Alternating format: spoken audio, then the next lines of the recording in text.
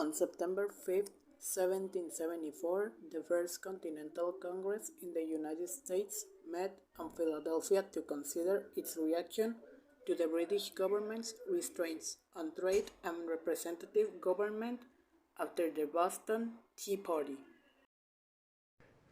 The group of colonial luminaries didn't meet in Independence Hall, which at the time was called Pennsylvania State House. Instead, delegates selected by colonial legislatures met next door in Carpenter's Hall, which had just been constructed. The State House was already occupied by the Pennsylvania Provincial Assembly.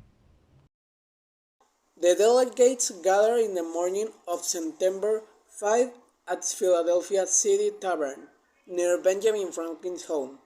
Franklin had remained in England and he would deliver a petition from the First Congress to King George III in late 1774.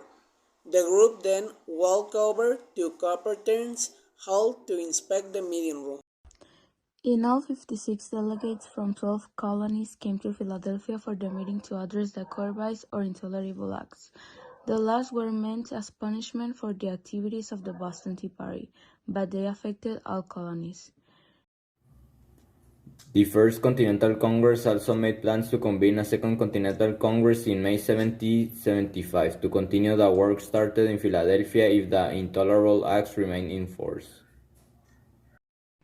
A separate document, now called the Declaration and Results of the First Continental Congress, stated the group's objections to the Intolerable Acts, listed the rights of the colonists, and itemized objections to British rule beyond the Intolerable Acts.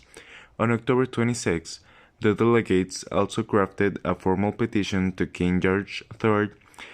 It outlined the grievances of the colonies to the king, but it also didn't assign blame to him. Next May, when the Second Continental Congress came back to Philadelphia, it met in the Pennsylvania State House.